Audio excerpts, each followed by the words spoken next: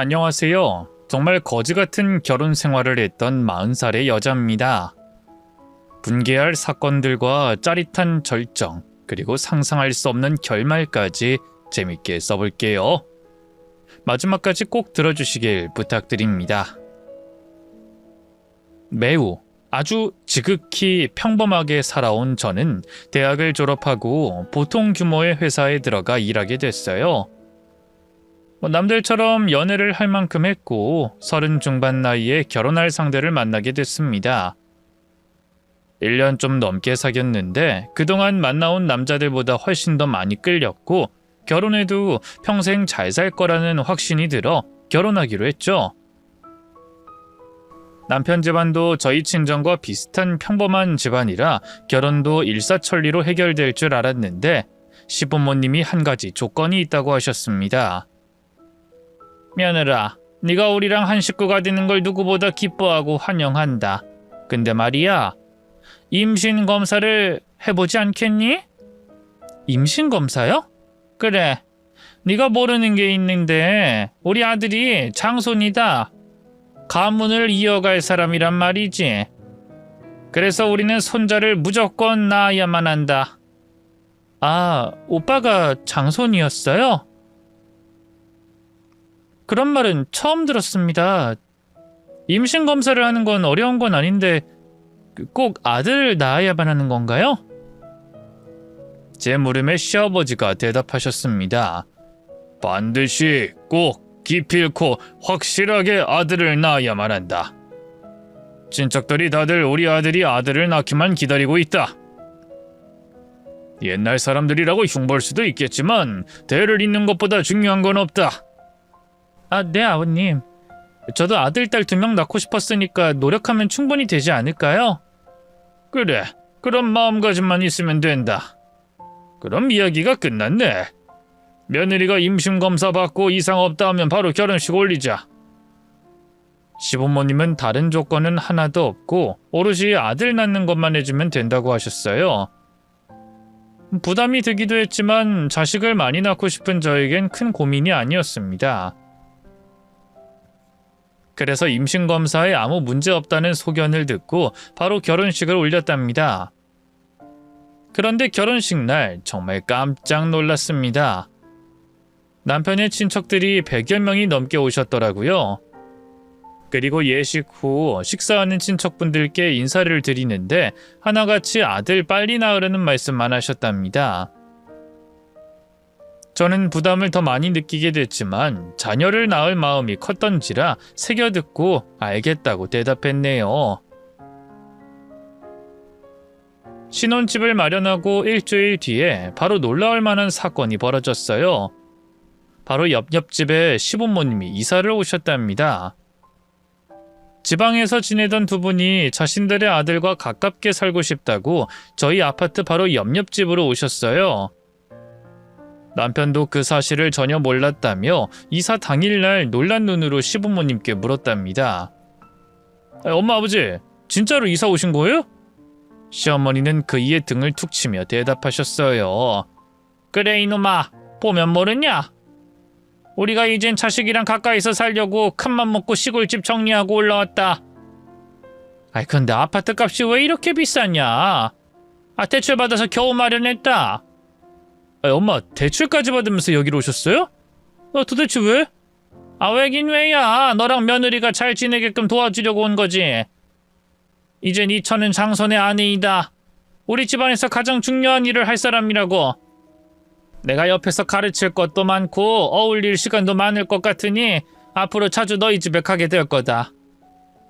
저는 속으로 헉하고 놀랐습니다. 굉장히 황당한 순간이었죠. 겉으로는 아무렇지 않게 잘 오셨다고 말씀드렸지만 이게 웬 날벼락인가 싶었습니다.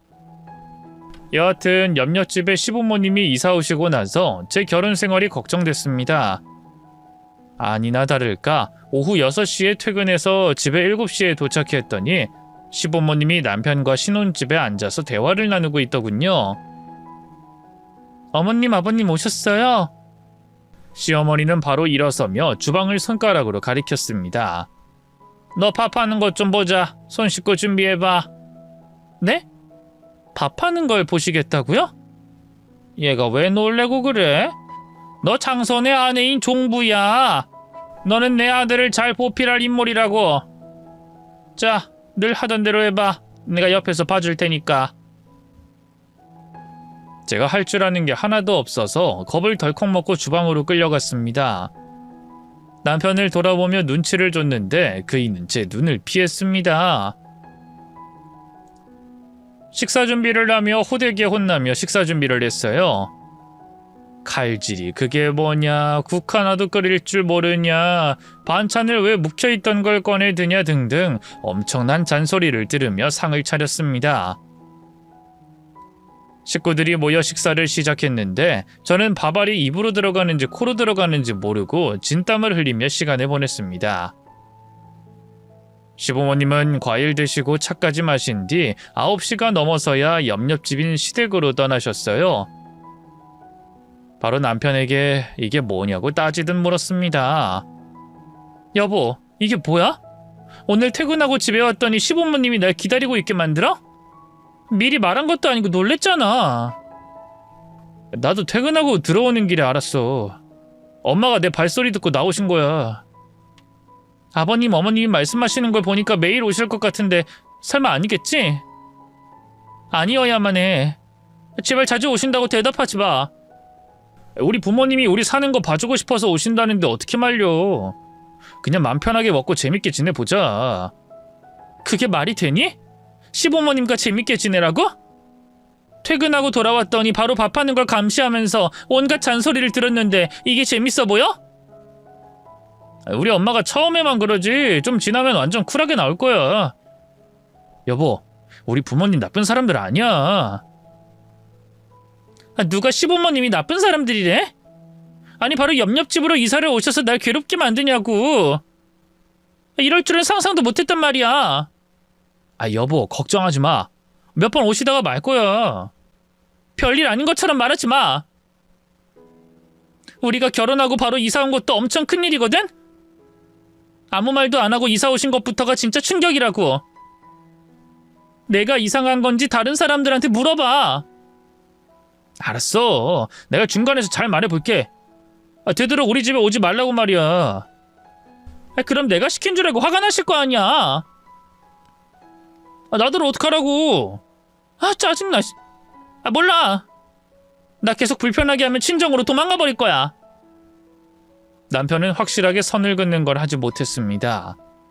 연애 때 하던 행동은 객관적이고 정확했던 사람인데 시부모님 일에는 우유부단하게 넘어가려고 했어요.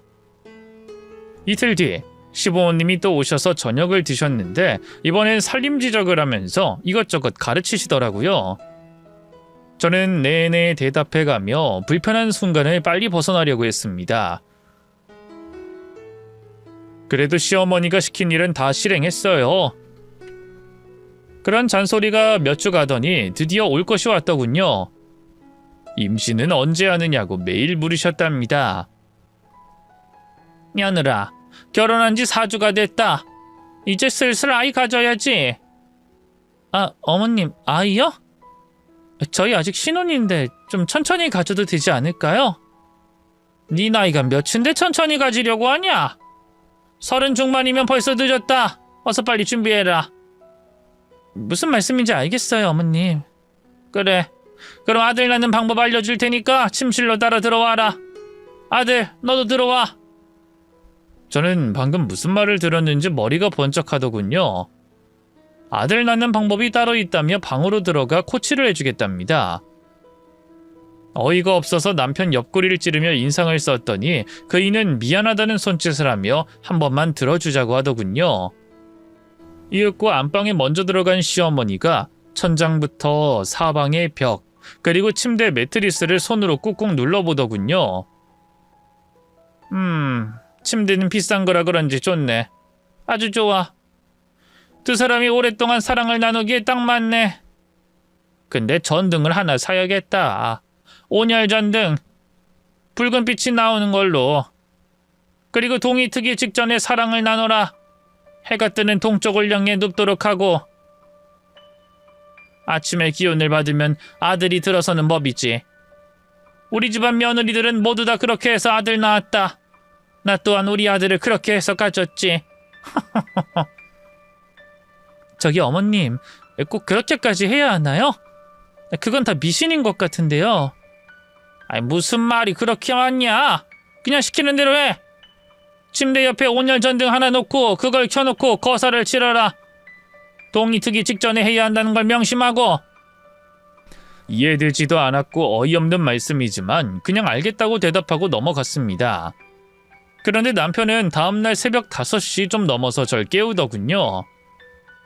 여보, 동이 트기 직전이야. 아 몰라, 더 자기 냅둬. 아 당신 우리 엄마만 못 들었어? 이래야 아들이 생긴다잖아. 우리 집안 사람들 다 이렇게 해서 아들 낳았다고 말이야. 어서 일어나봐. 아 진짜 귀찮게 하네.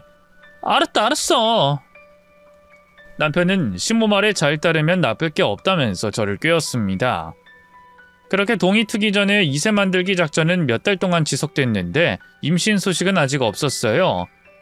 그러자 시어머니는 뭐가 문제인지 모르겠다며 절 불러다 앉혀놓고 잔소리를 늘어놨습니다. 너 임신 검사한 거 그거 혹시 가짜니? 아니요 어머님. 그런 거짓말을 왜 하겠어요. 병원에서 떼어준 거예요. 그럼 몇 달 동안 노력했는데도 왜 안 생기는 거냐? 내 아들도 이상이 없다는데 뭐가 문제인지 모르겠다. 어머님, 아직 결혼한 지 얼마 되지 않았잖아요. 최소 1년은 기다려봐야 하지 않을까요? 1년씩이나? 야, 우리 친척들이 다들 네가 아들 낳는 것만 목이 빠져라 기다리고 있다고. 그렇게 늦어지면 안 되니까 매일매일 최선을 다해라. 안 그럼 계속 이렇게 잔소리해야 될 거야. 알겠니? 시모는 임신 강요를 매일 그렇게 심하게 했습니다. 제 나이가 많아서 임신이 안 된다고 운을 띄우고 한참 쓴소리를 한 적도 있고 미리 임신하고 결혼시킬 걸 그랬다는 말까지 서슴지 않고 하셨죠. 이에 평일에는 집에 일부러 늦게 들어갔습니다. 시부모님이 신혼집에서 절 기다리는 것도 싫었고 저녁을 챙겨드려야 하니 부담되어 없는 일을 만들어서 야근하거나 회사 근처 카페에서 시간을 보내다가 들어갔어요. 그랬더니 늦게 들어온다고 잔소리를 하시며 저에게 이렇게 말씀하셨어요. 너 평일에 왜 이렇게 늦게 들어오는 거냐? 설마 나 때문이냐?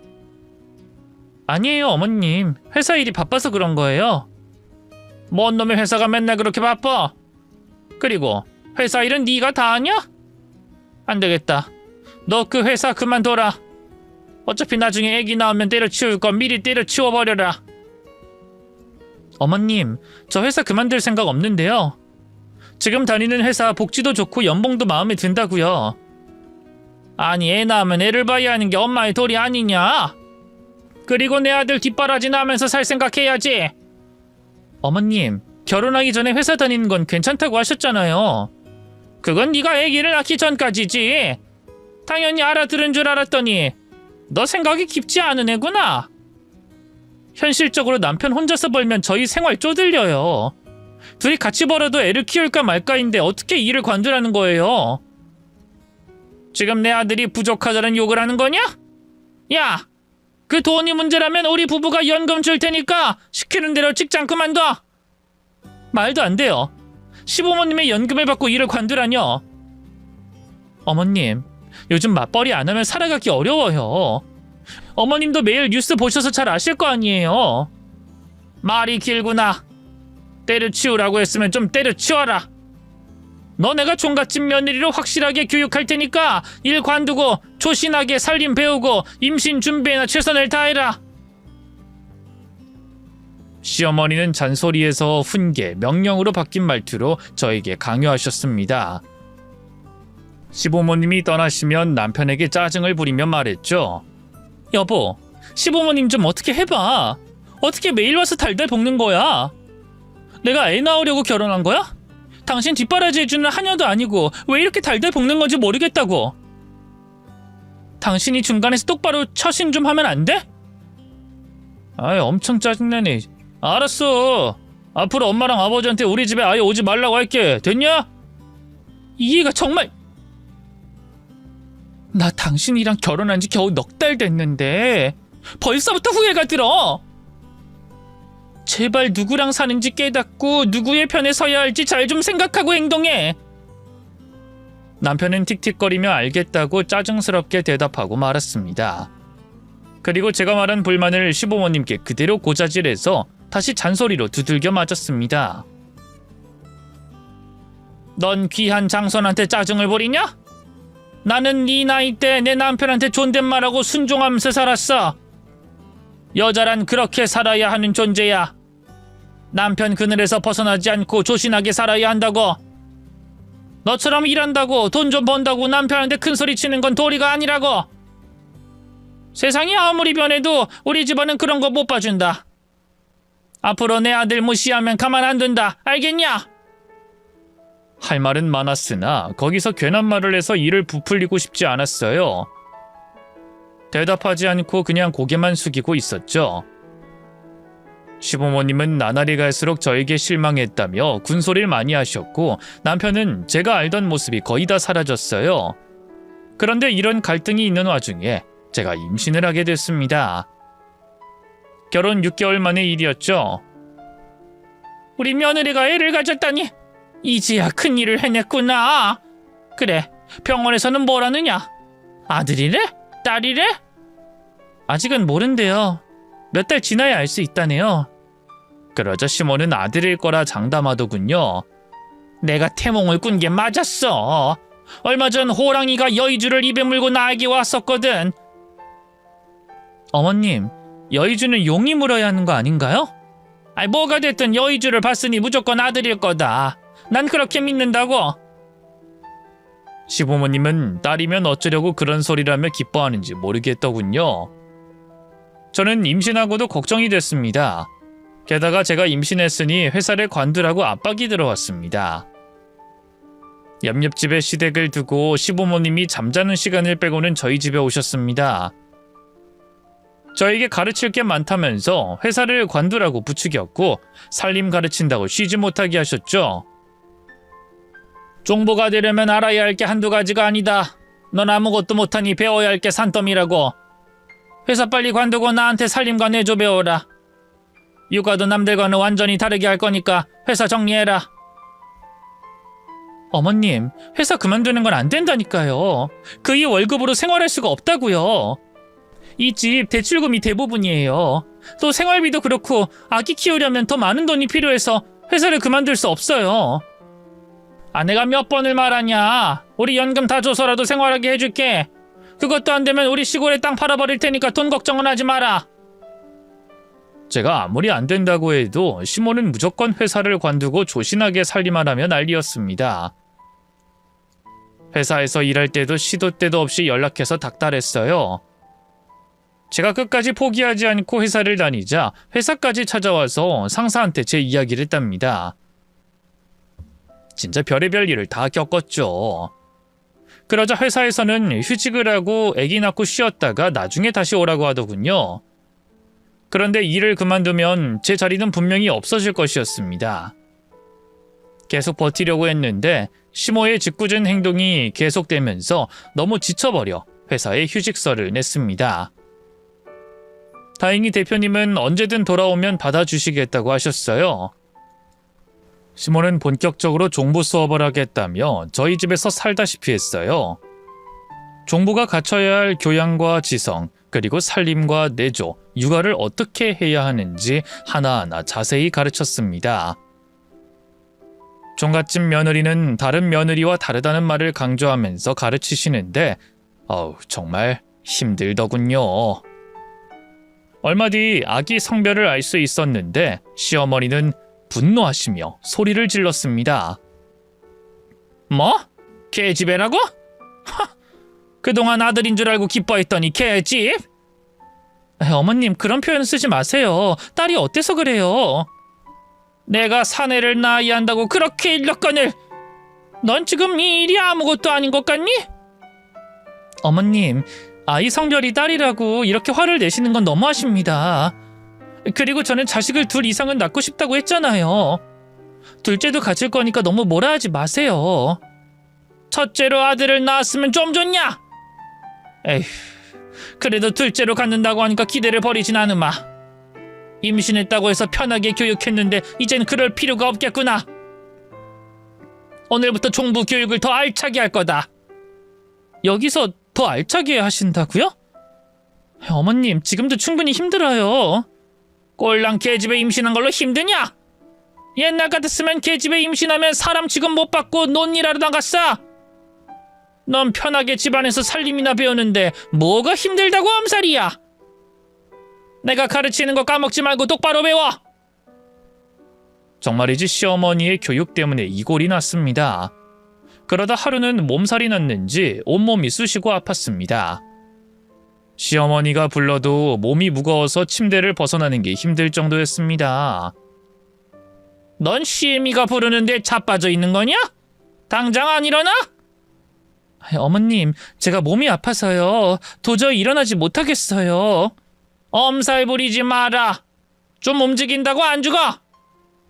당장 나와서 김장 배워라. 내일 모레는 네 시할아버지 재산이 장 봐와서 미리 음식해봐야 한다. 우린 보기 좋지 않은 음식은 상에 올리지 않으니 충분한 연습을 해야 한다. 어서 일어나. 제발요. 오늘은 몸이 아파서 아무것도 못하겠어요. 꾀병이 아니란 말이에요. 그러나 시어머니는 제 말을 듣지 않고 무시한 채 억지로 팔을 잡아서 일으켰습니다.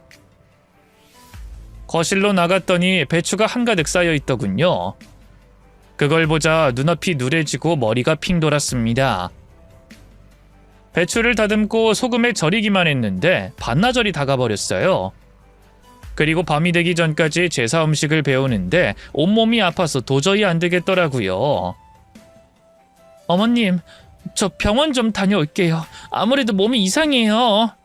야, 임산부가 병원을 가서 뭐해?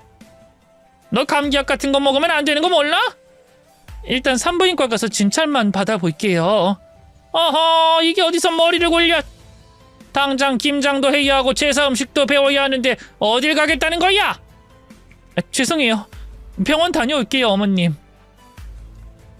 저는 도저히 안 될 것 같아 시모마를 무시하고 거실을 가로질러 걸어 나가려는데 갑자기 날아온 싸대기에 너무 놀라 얼어버렸습니다.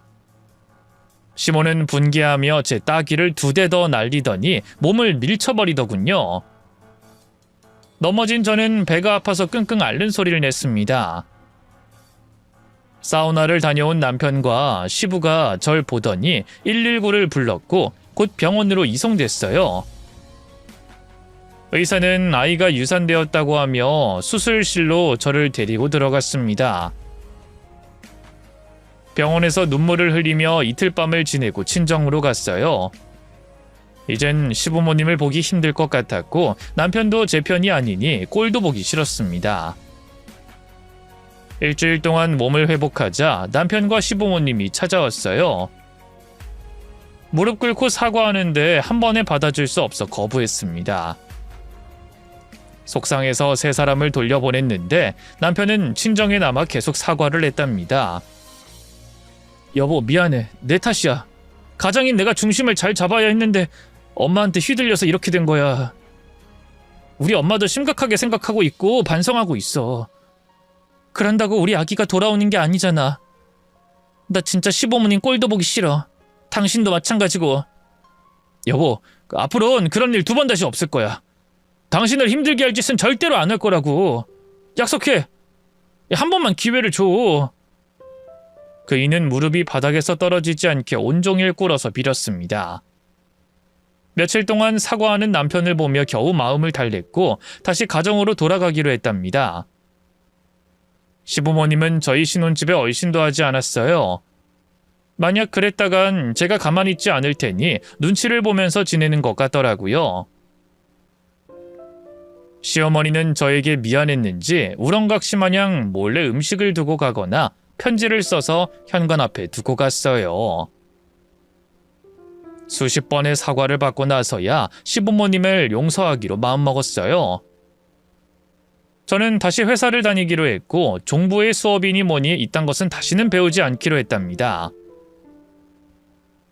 2년이라는 시간을 제가 하고 싶은 회사를 다니며 사람들도 많이 만나면서 치유하는 시간을 가졌어요. 시부모님은 여전히 우렁각시 마냥 눈치를 보면서 신혼집에 음식을 해주고 청소를 해주셨죠. 얼마 뒤에 시어머니가 조심스럽게 입을 열었습니다. 부탁하고 싶은 게 있다는데 역시나 예상하던 말이었습니다. 며느라, 이제 시간도 2년이나 지났고 너도 이제 괜찮아졌으니 다시 아이를 가져보는 게 어떻겠니? 아니, 내 말이 거슬렸다면 미안하구나. 아니에요. 저도 2년 동안 생각 많이 해봤는데 이젠 준비가 된 것 같으니 아이를 다시 가져보려고 해요. 그이랑 이야기해서 가져보도록 할게요. 정말이야? 아유, 잘 생각했다. 아이고, 우리 며느리가 이렇게나 대인배야. 과거는 잊어버리고 건강한 손주 낳아다오. 아들, 딸 구분하지 않고 한 명만 낳을 거예요, 어머님. 뭐? 한 명만? 아, 그래, 뭐 그래도 50%의 확률이 있으니 손자를 기대해 보마. 아, 그렇다고 손녀를 임신하면 안 된다는 말은 아니다. 그렇게 다시 임신하려고 남편과 노력에 들어갔습니다. 2달 정도 시도해봤는데 임신 테스터기는 항상 한 줄만 나오더군요. 시모가 병원 가서 검사를 받아보라고 해서 남편과 2번째로 검사를 받게 됐는데 제 몸에 문제가 생겼답니다. 유산을 하면서 내막 손상이 된 것 같다며 불임이라고 하더군요. 저는 좌절하며 불임을 받아들이기 힘들었습니다. 병원에서 실컷 울다가 집으로 돌아왔습니다. 남편은 괜찮다고 애가 없어도 우리 둘의 사이는 변함없으니 그만 생각하라고 했고 시부모님은 당신들이 한 짓 때문에 그렇게 됐으니 별말하지 않고 넘어가더군요. 그런데 제 불임 소식을 전한 다음부터 시부모님은 저희 신혼집에 아예 발을 들이지 않았습니다. 그게 편하긴 했지만 너무 속보이는 행동이어서 기분이 좋지 않았어요. 임신을 못한다고 하니 바로 발길을 끄는 게 진짜 괘씸하고 밉더라고요. 석 달이 넘도록 시부모님은 저희 집에 오시지 않아서 제가 역으로 시댁에 찾아갔어요. 어머님, 아버님, 요즘 바쁘신가 봐요. 너 왔구나, 며느라. 요즘 나랑 네 시아버지가 몸이 안 좋구나. 집에서 쉬는 게 습관이 돼서 밖에 나가질 않고 있다. 너는 요즘 어떠니? 저는 괜찮아요. 뭐 임신만 못하지 다른 건 별 문제 없어요. 임신이 전부가 아니니 잘 지내는 거네. 그거 말고 아픈 곳 없다고 하니 다행이다. 다행인 거 맞아요, 어머님? 이젠 예전처럼 종부 수업 같은 거 안 해주시나요? 뭐하러 그런 걸 시키냐? 내가 너한테 한 짓도 있는데 뭐하러 힘들게 하겠니? 며느라, 그냥 하고 싶은 대로 편하게 지내거라. 네, 감사해요, 어머님. 그럼 다음에 또 올게요. 시부모님이 제 불임에 실망과 좌절을 해서 저희 집에 안 오는 건 알고 있었는데 완전히 저에 대한 애정이 사라진 것 같더군요. 뭐 저야 나쁠 것까진 없으니 남편과 둘이서 잘 살기만 한다고 마음먹고 가벼운 발걸음으로 돌아왔습니다. 그리고 남편에게도 큰 변화가 생겼어요. 평소엔 칼퇴근하고 집에 오던 사람이 야근에 주말 출근까지 하더라고요. 말로는 회사가 커지면서 바빠졌다고 하는데 아무래도 꼭 딴짓하는 것 같았습니다. 제가 촉이 빠르니 뭔가 있을 거라 확신하며 남편을 조사하기 시작했어요. 핸드폰이나 노트북에는 외도나 도박 이런 거는 하나도 보이지 않았습니다. 시간을 두고 남편이 숨기는 걸 밝히려고 생각하며 지냈습니다. 어느 날 저희 회사에서 바이어들을 모시고 석찬을 호텔에서 준비했답니다. 10명이 넘는 오너들이라 입맛대로 준비했죠. 제가 예약과 메뉴, 셰프까지 선택하면서 하나하나 꼼꼼히 준비했답니다. 석찬 대접을 하고 근처에서 대기하던 저는 남편을 봤습니다. 웬 여자랑 팔짱을 끼고 호텔 안으로 들어가는 것을요. 뒤를 쫓아가 봤더니 객실로 들어가더라고요. 당신 야근을 호텔에서 하나 봐? 여보. 그래, 네 여보다, 이 새끼야. 그동안 야근이고 주말 근무고 다 거짓말이었지? 바람 피우느라 맨날 바빴던 거야. 흔적을 잘도 지웠더라? 아니, 뭐... 할 말이 없네. 당신이 다 알게 됐으니 내가 무슨 말을 해야 할지. 상간녀는 겁에 질려 남편 등 뒤로 숨더군요. 저는 이 두 연놈을 당장 처단하려고 몸을 풀었습니다. 어쩌긴 돼지일 준비를 해야지. 남편과 상간녀를 응징하려는데 밑에서 연락이 왔어요. 석찬이 끝나가니 바이어들을 배웅해야 한다며 서둘러서 오라는 연락이었죠. 내가 지금 일이 바빠서 내려가는데 이따 집에서 이야기하자. 그이와 상간녀는 부끄러웠는지 고개를 숙이고 다시 엘리베이터를 타려고 움직이더군요. 석찬 대접을 끝내고 집으로 돌아갔더니 남편과 시부모님이 거실에 앉아서 기다리고 있었습니다. 헐, 알아서 다들 모이셨네요. 어머님 아버님도 알고 계셨나봐요? 이 인간이 바람 피우는걸?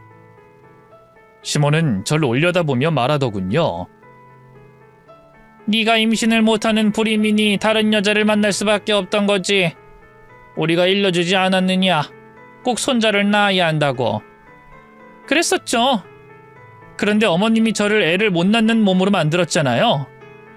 그래, 그거 보상해주마. 위자료 줄 테니까 이혼 도장 찍고 헤어져라. 이혼이요? 돈 많으신가? 시골에 땅이라도 팔려고요? 난 10억 정도 줘야 이혼해 줄 겁니다. 10억? 야, 우리가 변호사 알아봤는데 3천이면 된다더라. 그거 받고 떨어져. 3억도 아니고 3천이요? 변호사한테 뭐라 말했길래 그거면 된다고 하나요? 나한테 한 짓을 고하지 않았죠? 에이, 어머님, 저 바보 아닙니다. 난 쉽게 합의 안 하고 소송으로 가서 끝장 볼 겁니다. 이에 남편은 혀를 차더니 뻔뻔하게 말했습니다. 억 단위로 안 줘도 되거든? 유산 한 번 한 걸 가지고 엄청난 무기를 가진 척 하는데 그거 당신 탓이지 엄마 탓 아니라고. 증거 있어? 증거? 겨우 한다는 말이 그거였어? 증거 없으니까 몇천 주고 새 마누라로 갈아타겠다? 당신이나 시부모님이나 똑같네. 아주 이기적이고 잔인해. 인간 쓰레기가 있다면 바로 세 사람을 말하는 걸 거야. 이 맛집 쓰레기들아. 이 여자가 오냐오냐 봐줬더니 어디서 감히 오냐오냐 봐주면서 몰래 바람 피웠냐? 야, 그 여자 네 엄마가 소개해준 거지? 애 잘 낳을 것 같은 여자 하나 골라서 연결해준 거지? 안 봐도 비디오다, 이 쓸개 빠진 놈아. 제가 쓴 소리를 하니 예상대로 남편이 저에게 달려들더군요. 전 급하게 마스크를 쓰고 미리 준비해온 후추 스프레이를 그의 눈가에 잔뜩 뿌려줬습니다. 배를 걷어차고 시부모님에게도 스프레이를 분사했습니다. 그리고 이불로 세 사람을 덮어버리고 흠씬 밟아주고 걷어차줬습니다. 눈물, 콧물, 그리고 침을 얼마나 흘리던지 더러워서 봐줄 수가 없겠더라고요. 실컷 매질한 것을 일단 만족하고 집에서 나왔습니다. 변호사를 찾아가 자문을 받는데 이왕 하는 거 제대로 해보자고 하더군요. 정신과에 가서 상담받고 기록을 받았으면 좋겠다고 하길래 유산 후 정신과를 다녔다고 하니 옳거니 하면서 그걸 당장 떼오라고 하더군요. 또 계속 정신과 치료를 받으라고 조언했습니다. 그래서 남편의 바람과 정신과 기록, 그리고 임신 강의와 시모의 손찌검으로 유산된 것까지 모두 작성해서 변호사에게 제출했답니다. 준비를 다 하고 나서 남편의 집으로 찾아갔습니다. 당신 뭐야? 여긴 왜 온 거야? 아직 이혼 전이니까. 내 집이기도 하잖아. 짐 싸러 왔어. 아이고, 그래. 안 그래도 어떻게 정리할지 고민이었는데 친히 정리하러 왔다니 반갑네. 그래, 다 정리해서 가져가라. 그 일을 무시하고 옷방으로 가려는데 상간녀가 들어오더군요. 오빠 나왔어. 뭐야, 이 여자는 왜 온 거야? 이 상간녀, 아직 우리 이혼 전이거든? 소송해서 이혼할 거라 아직 부부 사이라고. 너 이렇게 우리 집에 오는 거 엄청난 실수란 말이야. 소송 전한다고요? 저기요, 위자료 내가 줄 테니까 오늘 이혼장 쓰고 나가요. 뭐? 네가 위자료를 준다고? 너 돈 많니? 네, 많아요. 우리 집이 좀 부자거든요. 부잣집 딸이 유부남과 바람피어서 위자료까지 준다? 네 부모가 참 좋아하겠다. 가정교육을 제대로 받았네. 그런데 난 한두 푼 받고 이혼할 생각 없어. 변호사한테 자문 받았는데 최소 3억은 받을 수 있다더라. 사실 3억까지는 아니었습니다. 일부러 크게 불러서 부담을 팍팍 줄 생각으로 말했답니다. 그런데 상간녀는 별거 아니라는 듯 대답했습니다. 3억이요? 얼마 안 하네. 내가 줄게요. 아니, 시간 줄여주는 대가로 3억 5천 줄 테니까 이혼 도장 찍고 나가요. 허, 진짜요? 저는 그 말에 혹해서 좋다고 대답했고 잠시 변호사에게 전화를 해서 지금 상황을 전했답니다. 그러자 무조건 녹취하고 각서를 쓰라고 하더군요. 각서 내용뿐만 아니라 위자료 지급 날짜까지 모두 다 쓰고 서명하라고요. 법적 효력이 있어 나중에 딴소리 못한다고 합니다. 그래서 짐 정리하기 전에 이혼장 앞에 저와 남편, 상간녀가 모여 작성했고 각서와 녹취를 틀었습니다. 각서 써. 이거 법적 효력이 있는 거라니까 적으라는 건 다 적어. 그럼 사인하고 바로 제출하고 협의 이혼하면 끝이야. 당신 돈 더 준다니까 바로 이렇게 나오는 거야? 참 대단한 여자네. 난 아직 당신과 당신 부모 그리고 이 여자한테 못다한 복수가 있어. 그건 나중에 어떻게 해서든 할 거니까 일단 각서부터 써. 난 손해보지 않고 이혼할 거야. 지금은 그게 최우선이라고. 좋아. 내 애인이 다 해준다니까 못할 게 없지. 쓰자, 각서. 결국 그 자리에서 녹취와 각서를 쓰고 이혼장도 작성하고 도장 찍었습니다. 짐 정리 전에 이혼장부터 제출했어요. 와, 이제 우리 오빠가 곧 내 남편이 되는 거네? 좋다. 그래, 방생하지 말고 둘이 잘 살아라. 위자료 주는 거 잊지 말고. 네네. 난 돈 많은 부잣집 딸이라 그 정도는 껌값이라고요. 아무튼 지금 언니는 찬밥 신세 나가리 인생 됐네요. 우린 시부모님이 간절히 기다리는 손주나 빨리 만들어야겠다. 진짜 똑같은 것들끼리 만났네. 그래, 마음대로 비웃어라. 나중에 그 얼굴 갈아엎어 줄 테니까. 벌써 한번 갈아엎은 얼굴인데. 좋텐다 아주. 그래, 니들 둘이서 얼마나 잘 사는지 지켜볼게. 일단 이놈 집에 가서 짐 정리할 테니까 두 사람은 좀 이따가 들어와. 아니요, 그냥 같이 가요. 짐 정리하고 나갈 건데 뭐하러 우리가 눈치를 봐야 하죠? 오늘부터 오빠 집에서 같이 살 건데. 참, 웃기는 애네. 그래, 알아서 해라. 둘 다 가관이었지만 위자료를 크게 받고 이혼하는 거니 비웃고 말았습니다. 그리고 진짜 끝나는구나 생각하며 집에 가서 짐 정리를 했죠. 그러다 몸이 너무 피곤해서 옷을 뭉쳐서 베개 삼아 한숨 잠들었답니다. 그런데 몇 시간 뒤에 상간녀가 안방에서 뛰쳐나오며 울부짖더군요. 아이, 사람 살려! 언니, 저 좀 살려주세요! 뭐야? 둘이 안방에서 뭔 짓을 했길래 살려달라는 거냐? 언니, 다들 미쳤나봐요. 안방에서 오빠랑 그 사랑을 나누는데 장롱문 틈 사이로 시어머니가 보여서 경악했어요. 뭐? 시어머니가? 상간녀가 소리 지르고 나와 저에게 실토하자 안방에서 남편과 시어머니가 나오더군요. 아, 예, 그냥 나가면 어떡하니? 하던 걸 마저 다 하고 나가야지. 시모 말에 상간녀는 제 등 뒤로 숨더군요. 어머니 미쳤어요? 남녀가 사랑을 나누는데 장롱 안에 숨어서 그걸 훔쳐보다니요. 진짜 미친 개또라이라고요. 아이고, 우리 새며느리가 말이 거치네. 예, 그게 아니라 니들이 아들 낳는 법을 제대로 하는지 확인하려고 한 거야. 동이 트기 전에 잘 하는지, 그리고 온열 전등을 켰는지, 또 동쪽을 보며 하는지도 확인해야 했다. 잘못하면 딸이 생긴다고 해서 내가 계속 확인해야 한다고 그랬어. 점쟁이가 말이야. 이 아줌마 미쳤네. 나 오늘부로 오빠랑 헤어지겠어요. 정말 끔찍해서 더는 이 집에 오지 못하겠고, 오빠도 어머님도 꼴도 보기 싫어요. 아우, 더러워. 내가 아빠한테 다 말해서 이 미친 집구석 혼쭐 내주라고 할 거예요.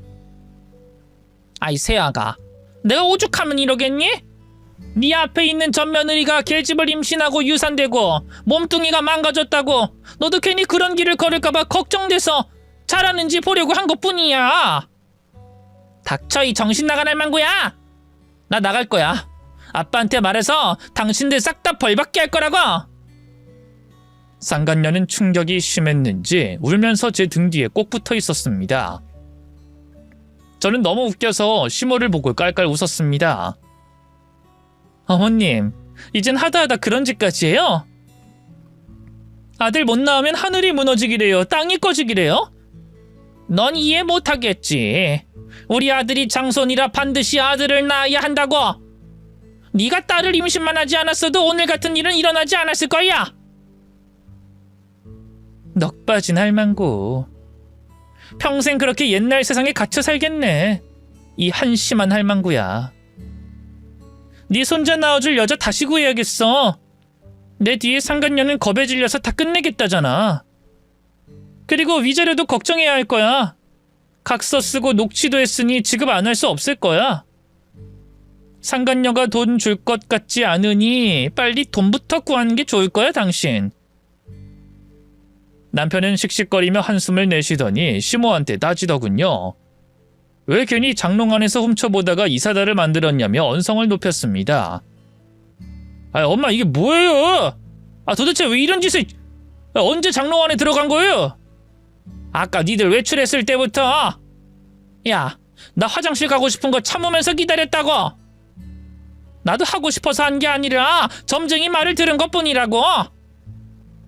우리 가문에 아들이 없으면 안 되니까 그랬단 말이야. 지금 내 애인이 놀라서 헤어지겠다잖아요. 아, 네가 잘 구슬려봐. 아이씨, 여러 번 안 걸리고 장롱에서 잘 구경했는데 이게 무슨 꼴이야. 그러자 상간녀는 헉소리를 내면서 처음도 아니고 몇 번이나 구경했다는 말에 경기를 일으키며 집에서 뛰쳐나갔습니다. 저도 분위기상 짐 정리할 때가 아닌 것 같아 인사하고 나왔어요. 내 짐은 사람 시켜서 치울게. 그럼 위자료 입금해. 각서에 기재된 날까지. 뭐? 위자료? 그건 내 애인이 주겠다고 한 거지 내가 준다고 한 게 아니잖아. 그 각서 어딨어? 당장 찢어버리게 가져와. 벌써 변호사한테 보냈지. 아까 법원에서 킥으로 보냈거든. 아무튼 난 해결됐으니까 당신은 다시 상간녀 마음을 돌리든지 다른 여자 찾든지 해라. 그럼 난 간다. 그렇게 시모가 한 짓 때문에 상간녀가 도망갔고 남편은 다시 상간녀를 만나지 못했답니다. 찾아가도 받아주지 않아서 결국 쫑나고 말았죠. 위자료 날짜에 입금이 안 되어 변호사가 내용증명서를 보냈어요. 위자료 입금을 또 미룰 시 구류되었다가 나와서 갚아야 한다고 경고했더니 시부모의 집을 팔아서 지급했답니다. 한편 상간녀는 친정에 들어가긴 했으나 만나는 상대가 유부남인 걸 숨겨왔고 그걸 걸렸기 때문에 머리 깎고 쫓겨났다네요. 아무튼 그렇게 시원한 결말로 위자료를 받고 회사 근처에 아파트를 마련했어요. 친정 부모님과 같이 살려고 했지만 어찌됐든 이혼을 했으니 마음이 편치 않아 혼자 살기로 했답니다. 세월은 2년이 흘러 재혼을 하게 됐어요. 남편은 치과 의사에서 제대로 땡잡았다는 말을 수십 번이나 들었답니다. 금요일 오후에 회사에서 일찍 끝나 남편 병원에 갔어요. 그이도 그날은 오후 4시까지만 일하고 다른 페이닥터가 치과에 남는다고 했죠. 저희들은 데이트를 하려고 치과 건물 계단으로 내려갔습니다. 그런데 바로 아래층 산부인과에서 비명이 터져 나오며 노부부가 나오더군요. 그 두 사람은 전 시부모였습니다. 아, 내가 미쳐. 세 번째 며느리를 들였는데 아들이라고 해서 좋아 죽는 줄 알았는데 어떻게 혼혈아가 태어날 수가 있어? 아, 여보, 우리가 당한 거지. 새 며느리가 다른 놈하고 바람 피워서 이 난리가 난 거지. 그래도 혼혈아가 태어나서 다행이지. 만약 한국 애가 태어났으면 모르고 키울 뻔했다고. 좋게 생각하자, 여보. 저는 전 시부모의 대화를 듣고 폭소했습니다. 어머님, 아버님, 손자 낳아준 여자가 있었군요. 근데 혼혈아가 태어났다고요? 와, 대박이다. 어머님 축하드려요. 아버님, 좋으시겠어요? 뭐야, 넌 여기서 뭐하냐? 제 남편이 바로 위층에서 치과를 운영하거든요. 아, 그동안 사는 게 바빠서 당신들한테 복수할 걸 까먹고 있었는데 이렇게 오늘 시원한 일이 생겼네요. 혼혈아가 태어났다니. 진짜 재밌네요. 너 지금 사람 놀리냐? 우린 지금 죽고 싶은 심정이라고. 그러니까 내 속이 시원하다는 겁니다, 할망구씨. 한번 해보자는 거야? 좋다. 안 그래도 화풀이해야 하는데 너한테 좀 하면 되겠구나. 전시모가 승질을 내며 두 팔을 걷어붙이자 산부인과에서 전 남편이 나오더군요. 엄마 아버지 죄송해요. 나 이혼할게요. 저 애는 절대로 내 호적에 올라갈 일 없을 겁니다. 어이, 마누라 3번이나 갈아치운 놈 축하해. 아들 나왔다면서? 당신은 또 뭐야? 지금 복잡하니까 당신까지 거들 생각 말고 눈앞에서 사라져. 이게 따지고 보면 다 당신 때문이거든? 그 말에 제 새 남편이 발끈했습니다. 야, 이 자식아, 지금 내 아내한테 뭐라고 했어? 아내? 재혼했나 보네? 그 임신 못하는 불량품이랑 사느라 고생이 많아요. 그럼 둘이 알아서 잘 사세요. 우린 관심 없으니까. 불량품? 이런 개같은 놈을 봤나? 새 남편이 계단에서 점프해서 복도에 서 있는 전 남편의 면상을 주먹으로 날렸습니다. 시원한 한방이었죠. 전 시부모는 겁을 먹고 아무 말도 하지 못했답니다. 저와 남편은 팔짱을 끼고 건물에서 빠져나왔어요. 그게 전 시댁 인간들을 보던 마지막인 줄 알았는데 1년 뒤에 또 우연히 만나게 됐습니다. 남편의 절친한 친구가 암투병을 한다고 해서 같이 문병을 가게 됐습니다. 곧 만나게 됐는데 위암 3기였는데 이 수술이 잘 됐다면서 완치할 수 있다고 하더라고요. 그이는 친구를 포근히 안아줬는데 옆자리에서 흐느끼며 우는 소리가 들렸습니다. 커튼으로 닫혀 있어서 누구인진 모르지만 시한부라도 되나 싶어서 불쌍하게 생각했죠. 그런데 우는 목소리를 듣던 중 제가 아는 사람 같아서 커튼을 젖혀버렸습니다. 내가 고자라니, 어떻게 이럴 수가 있어? 말도 안 돼. 어머, 당신이었어? 흐느껴 울던 남자가 당신? 여기 암병동인데 무슨 병에 걸렸길래. 뭐야, 또 당신이야? 나한테 무슨 일만 생기면 왜 당신이 보이는 거지? 나 문병하러 왔거든. 근데 무슨 암이길래 그렇게 서글프게 울어? 나 고아암이야. 수술 받았는데 이제 고자래. 태어나면 평생 이렇게 고자로 살아야 한대. 방법이 없대. 어머머, 그게 사실이야? 고자? 그럼 당신 대를 잊지 못하겠네? 그래! 난 이제 남자 구실 못해서 절대로 아이를 못 가져! 이게 어디서 성질이야! 그렇게 네 부모랑 아들 타령 그렇게 하더니 결국엔 아예 자식을 못 갖게 됐네. 아주 해피엔딩이야. 여보, 우리 다시 시작하지 않을래? 나 이제 아무것도 못 써먹는 몸이야. 내 남편이 두 눈 시퍼렇게 뜨고 옆에 있는데 그런 말이 나와? 미안합니다. 전 그냥 너무 슬프고 힘들어서요. 두 사람 계속 잘 사세요. 내가 고자라니. 이렇게 남은 인생을 살 수 없어. 전 남편은 고아암 수술 후 퇴원해서 혼자 살게 됐답니다. 남자 구실을 못하니 새로운 여자를 만날 수도 없었죠. 그리고 그 충격에 전 시부모는 친척들에게 비난의 화살을 받고 잠수를 타고 어디 변두리 같은 데 가서 조용히 짱박혀서 살고 있다네요. 아들을 못 낳아서가 아니라 3번의 결혼을 실패하고 돈도 여러 번 빌리고 갚지 않는 데다 전 남편이 한 짓들이 더럽고 하니 친척들이 개무시를 하며 받아주지 않았답니다. 시부모는 결국 폐인으로 살게 되었대요.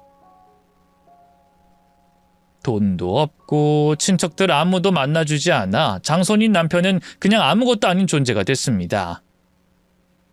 진짜 웃기는 사연들의 연속이지 않습니까? 저와 제 남편은 둘 다 돌싱이고 딩크족으로 살고 있어요. 빨리 큰 돈을 모으고 일은 은퇴를 하고 여행하면서 평생 놀기로 했답니다. 돌고 돌아 지금의 남편과 결혼하는 게 제 운명이 아니었나 싶습니다. 요즘에는 제 전 시댁 같은 가족은 없겠죠? 혹시라도 남아선호 사상이 깊은 집안이 있다면 제 남편의 끝이 어떻게 됐는지 꼭 좀 들려주세요. 그럼 제 사연은 여기서 마무리하겠습니다. 경청해주신 여러분 모두 깊이 감사합니다. 안녕히 계세요.